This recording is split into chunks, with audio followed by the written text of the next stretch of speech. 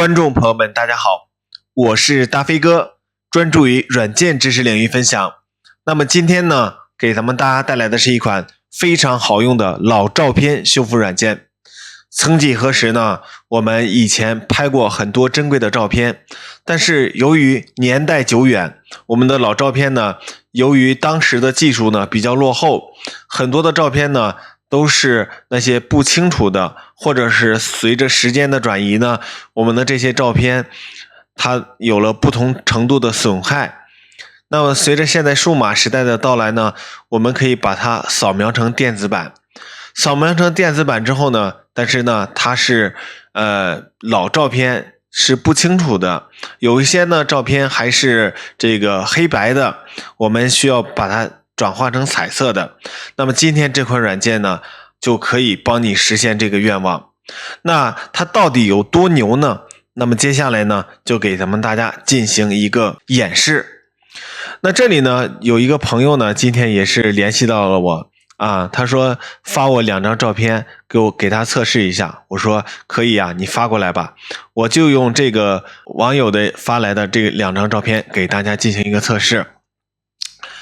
那首先呢，我们打开这个软件呢非常简洁，只需要在这里呢拖拽入，把我们的这个老照片呢先给大家放一下那这是一个还有这种网格的这种老照片我们把它关掉。直接呢我们把这样的一个照片呢拖拽到我们这个图片区域这样一来它就自动进行了打开。打开的情况下呢，我们可以看到在右面呢是有几种这个 AI 模型的类型。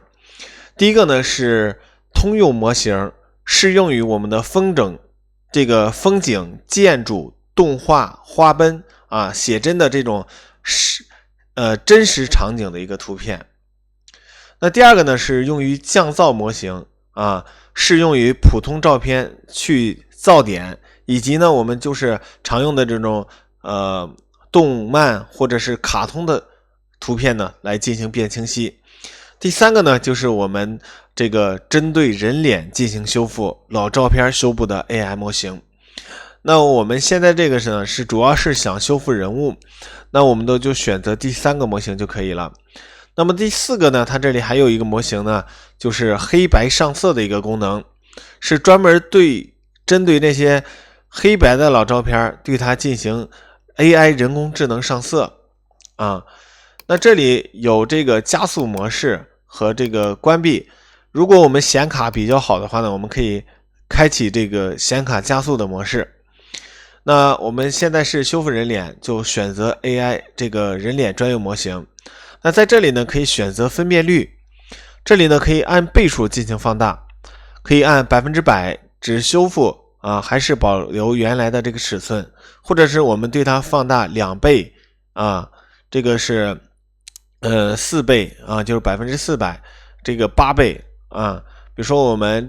它这个放大的实际这个分辨率呢是跟我们的原视频的分辨率这个原图片的分辨率呢是有关的。我们的原分辨率比如说这是这么大，然后我们再去放大2倍的情况下呢，它就乘以2。那么好，那我们接下来呢就通过这个，然后点击开始进行运算。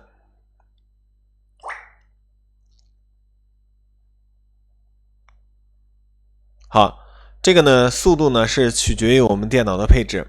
那现在呢我这张是要处理成这个3412×2560，已经是很大的照片了这个速度还是相当可以的那我们可以在这里面呢进行对比，好不好？那这边左边呢是没有处理的原图右边呢是我们经过人工智能处理的这个处理过后的这个照片，我们发现呢有天差之别，对不对？我们可以看到呢，把它再进行放大，包括我们这个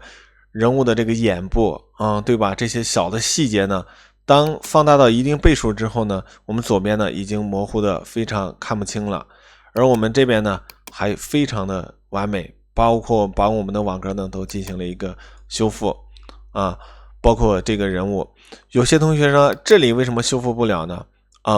这个呢它再厉害的人工智能呢它有一些破损的，它是破损严重的是修复不了的，简单的这种破损的，你像脸部的这些啊，都是可以给你完美的去掉的啊，已经相当厉害了。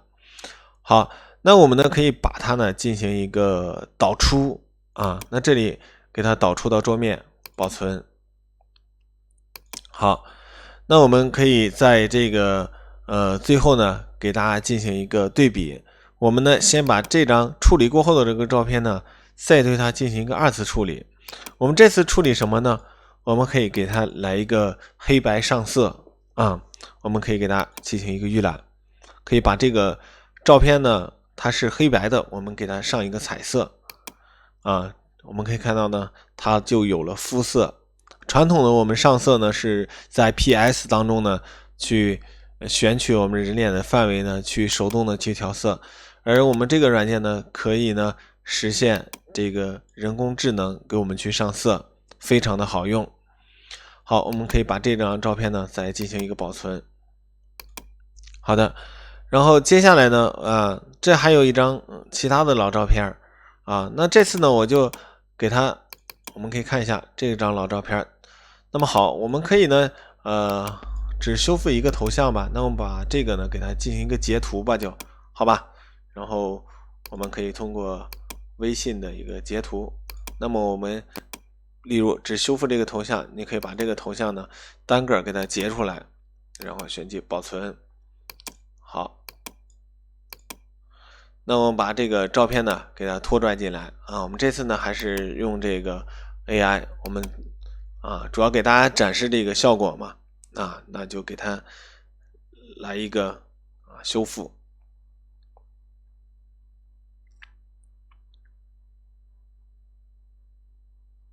我们可以看到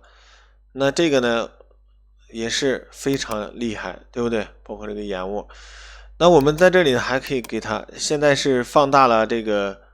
2倍，我们可以放大到4倍我们再来给它，倍数越大呢它就越清晰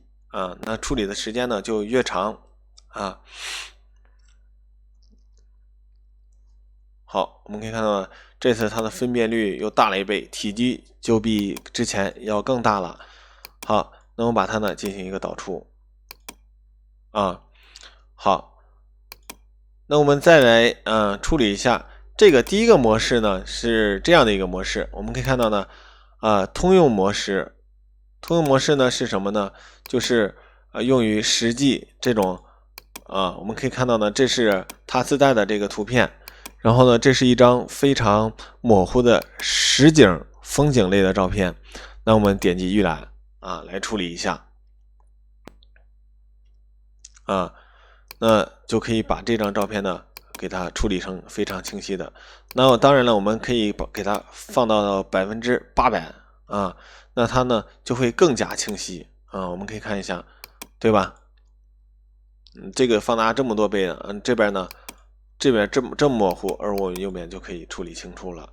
那我们再来返回，然后呢去选一下这种呢就是动漫类的这个照片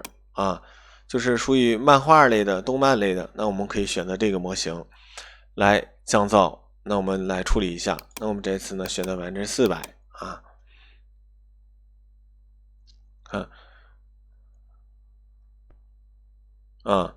对吧？我们可以很明显的感觉到左边和右边的这个差距，对吧？那我们再来测试一下这个黑白上色的一个功能当然了，我们可以开启这个加速比如说我们给它调大一点的情况下呢，是可以给它来一个加速这种4800×4800照片已经